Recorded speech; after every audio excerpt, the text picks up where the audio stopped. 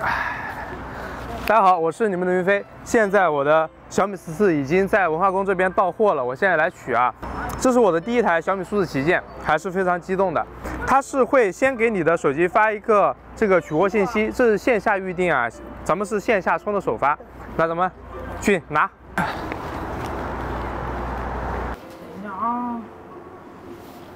现在大家都在等这边的这个6点钟，还有5分钟。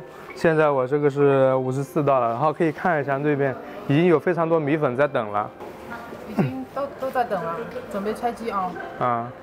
可以看到小米之家确实是非常火爆啊，这些都是大家米粉预定的这些机器，都是今天来拿货的，据说是有20多台，还是非常棒的啊。这是给您的我们的新品。好嘞，第一个啊。第一个。牛逼吧？第一个。这是我黑色的小米14，512GB 的，然后这是首发的礼盒，待会回去看一下有哪些东西啊。那我们走了，来，我们这就到家了啊。来看看这里面有什么，然后我也会进行数据的转换。云飞第一个还是可以的啊，它是小米14本体。然后它是有一份这个礼盒，先看一下礼盒里面有什么吧。线下充首发我也是第一次啊，之前买的第一波首发是小米的13 Ultra， 用下来这段时间也还不错。来，哇，可以的啊，这首发的礼盒还是非常多的。一个小米的笔记本，哇。第一页是徕卡拍摄的那张照片，然后一支，这个是圆珠笔还是钢笔啊？圆珠笔，质感还是不错的啊，黑金色。然后，这个小米的礼品，小米 L3 SE， 啊，终于是看到它里面了。上一个我还没拆呢，还挺像苹果那个感觉啊。好，这些都不重要。现在我们来拆箱手机，这是我的小米13 Ultra， 啊，这有一个直接撕的，还不用刀子了。来，我4包送法啊，一个简单的说明书，这是我跟大家提过的灰色硅胶的这个保护壳啊，这里面有一张卡针，小米万年不变的卡针啊，这个就是我的小米14黑色。外观我们就不看了，我已经出过这个视频了。主要就是它这个黑色不沾指纹，而且是磨砂的，这个质感会比渲染图上面的要好很多。90瓦的充电器线，你可以得到这些90瓦充电器 A 到 C 的数据线、手机本体、保护壳、卡针，这些我们可以先放一边。我们继续，我们直接添加网络啊。我可以直接把这个 SIM 卡换过去。它这个 SIM 卡的这个插口会比这个麦克风小一点，是这个啊，也比较紧，是一个灰色胶套。它这个卡套就设计的有点紧，我在体验的时候我就觉得它比较难上，它就哎呦，它这个不像原来的13 Ultra 的或者说其他手机的那么容易上，就有一点难，这点大家也要注意啊，上去了，就非常的紧啊。插入，继续，旧手机直接导入，同意小米，允许访问全部，允许。看看它会不会自动跳出来啊？之前是会自动跳出来的，好吧？现在并没有自动跳出来啊。打开小米换机，那这个逻辑就是这个灵动脑门的这个逻辑是贯穿了全部的，2个小时40分钟，还是有点长的啊。我们就等它直接换过去，把全部数据都导过去。这里大家需要注意一个点啊，如果你没有选择全部的这个数据的话，有一些应用它是没有办法设置的和旧机一样的，你需要选择全部的数据，选择全部数据之后，它是把所有的内容都直接转换过去。这样的话，有许多应用，就比如说微信啊、QQ 之类的，直接就能进去，而不需要登录。这点是大家需要注意的一点。如果你要保留这些所有的应用的数据的话，是需要点全部的，就是一个都不能漏。这是我的一个小小的经验啊。实际花的时间我感觉应该不需要2个多小时。他们的这个传输速度大概是保持在80兆一秒左右啊。最高温度是39度，小米14。小米13 Ultra 最高温度是42度、43度，会稍微高那么一些。在导资料的过程中，小米14它是到了44度啊，小米13 Ultra 是也差不多44度，会稍微高那么一点点。现在到了8.02了，它是剩余2分钟，应该马上就要好了。现在的速度已经到了20多兆，现在应该是这些零碎的东西啊。后面应该就是小米14来进行一个数据的恢复，1分钟马上就要好了。小米14是44.9度，小米14还稍微高一点。现在总共的内容是363G。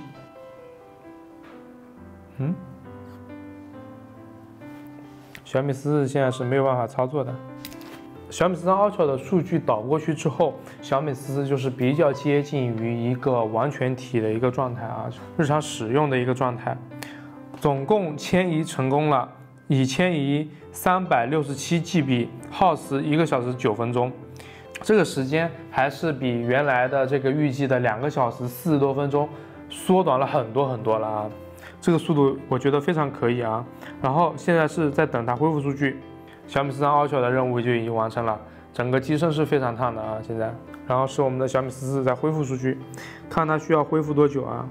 然后这里大家提到一个问题，小米14因为是 HyperOS 嘛，然后小米13 Ultra 它是 MIUI 14，大家据说是从 MIUI 14换数据到 HyperOS， 它是会有一点卡顿的，或者说它会有一点小问题，需要重启才能解决。待会儿我们来看一下它需不需要进行重启啊。现在是98%了，99%，哎，好了。系统布局，它现在最后到了系统布局，它就变换了一下它这个显示。好，总共耗时是用了1个小时15分钟。看一下迁移报告。它还有一项是失败了的，看一下啊，有很多项是失败了。常用语失败了，然后第三方程序也有失败的，来看一下是哪个失败了啊？这个谷歌浏览器居然失败了，好奇怪。然后这是一个字幕软件，小米金服安全组件也是失败了，应用兼容。然后数据的话是有2项，还是刚才的谷歌浏览器，然后还是刚才那个，可以，没有问题。主要是未迁移是这些东西，对，2个自己的软件，然后一个它小米自带软件，然后数据也是没有迁移过来的，没有问题，只要微信好了就行。好，下一步，同意并继续，查找设备，继续，设置完毕，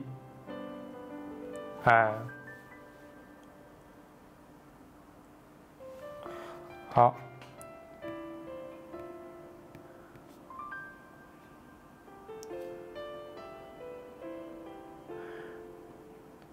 那它居然还有一个这个短信，小米换机服务的短信。好，现在已经恢复到了这个正常的水平了啊。目前我看上去并没有这个大家说的这个卡顿啊。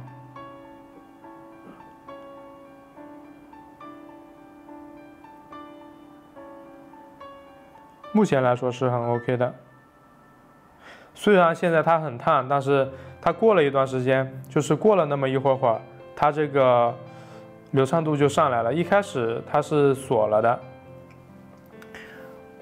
看一下现在有没有登录账号啊？这个设置也没了，需要自己添加一个设置进去。设置，添加，把它提前一点，好，勾上。是自己的。就不需要再登录了。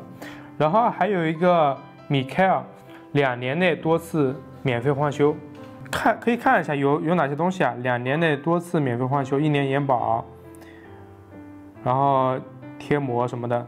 我个人是不需要的，因为我手机现在说实话有点多了。有自己的这个新版本，它出厂系统是 1.0.6.0， 现在新版本应该是 2.0。啊，它又有了是11.0。它优化了这么多东西，优化了耳机连接、系统通话显示效果、通话降噪、屏幕显示。那下载更新一下。好，我们现在看一下微信。微信它是直接 OK 的啊，不需要自己再进行设置。过一段时间可能会需要你重新登录一次，但是我觉得问题都不大。你看，这是我们的群聊，完美啊。然后也可以看一下之前的群的一些聊天记录。看一下视频，啊，它是在的，都是在的啊，东西都是在的啊，是没有问题的。好，现在需要重新登录一下，但是数据都是在的啊。系统更新中，已经下载好了啊。目前来说，我没有遇到什么卡顿的问题，整体的情况是非常不错的。然后它从一开始的这种烫到现在已经 OK 了。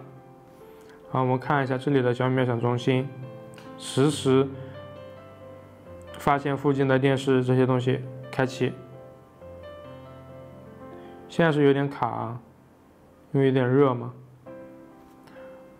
然后等这个系统再更新一波。然后还有一个点就是它在显示这一块有一个新的功能啊。就是它有一个高级材质，系统全局增加模糊等渲染效果，提供更细腻的视觉质感。它是默认开启的，屏幕刷新率也是默认的。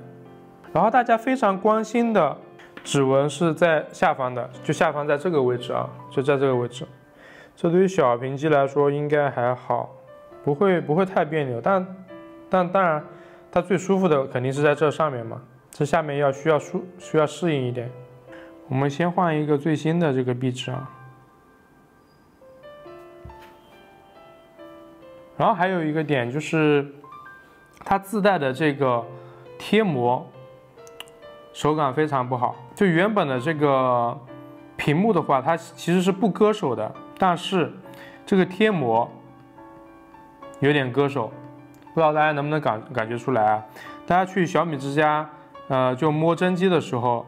你可能会觉得它有一点割手，但是实际上是这个膜的原因啊，膜有点割手，实际它是有一点点这个小弧边的。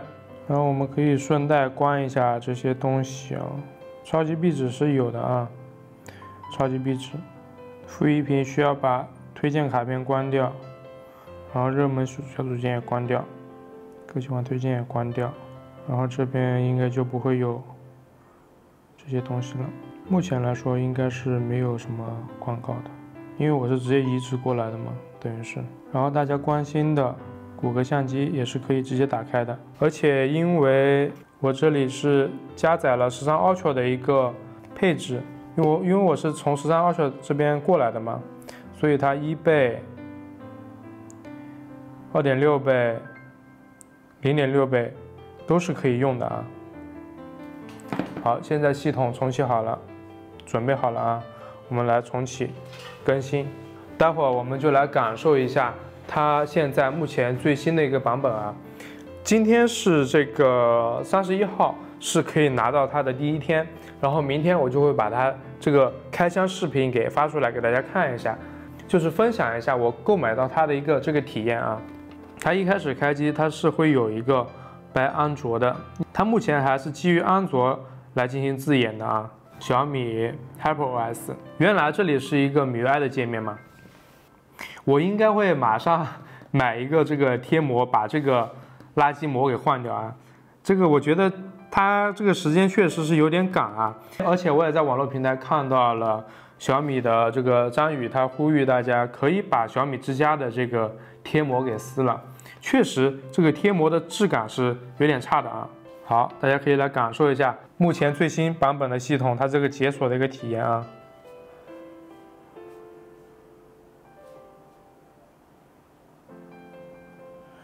一开机还是有一点卡的，它现在就好了。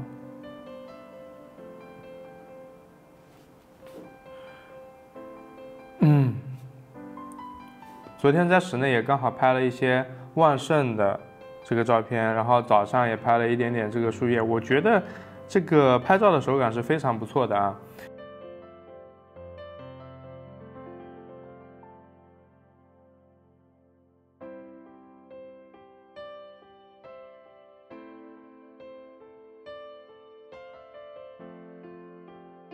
然后现在我也开启了这个帧率显示，大家可以简单看一下它这个帧率自适应的一个逻辑。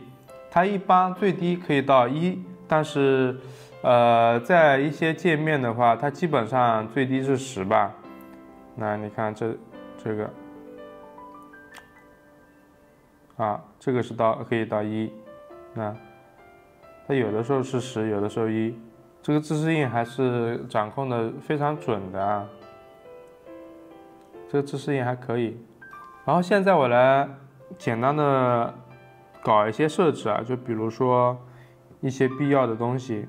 昨天晚上我用到早上，我个人觉得还是非常值得升级的。你就是可以明显的感觉到，在玩它的时候，这些设置这些功能是非常流畅的，而且我是把它全部搬过来了嘛，而且我是全部把它搬过来了，这些东西数据都在。好，我先来搞一下我的这个日程，先导入一下我的这个 iCloud， 就已经完成了。好，日历我们就搞定了。在一些比较常用的设置里面，比如说钱包，一般来说这里乱七八糟的，我个人是不可能去用的啊，我是需要到功能设置里面，把这些东西都关掉。好了，就这么一点东西。交通卡、门卡、钥匙。交通卡，我可以把小米13 Ultra 上面的移过来，移出卡片。然后它同时只能在一个 APP 上面登录，应该是。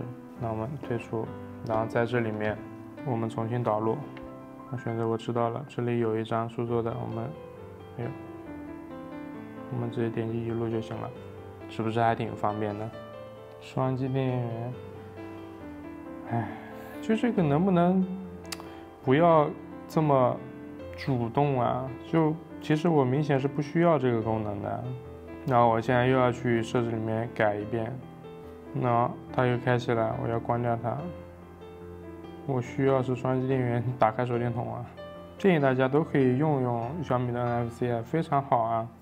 有很多地方是直接就是0元开卡，就都特别方便。然后门卡钥匙，它是可以在云端备份的，但是因为我这边是加密的，所以还是需要使用这个设备进行搞定一下。现在就不演示了。还有就是一些七七八八的这些东西啊。S3 已经在做了啊，个人感觉还是非常不错的啊。我就接着给大家把这个视频给干出来啊，尽量让大家在中午看到。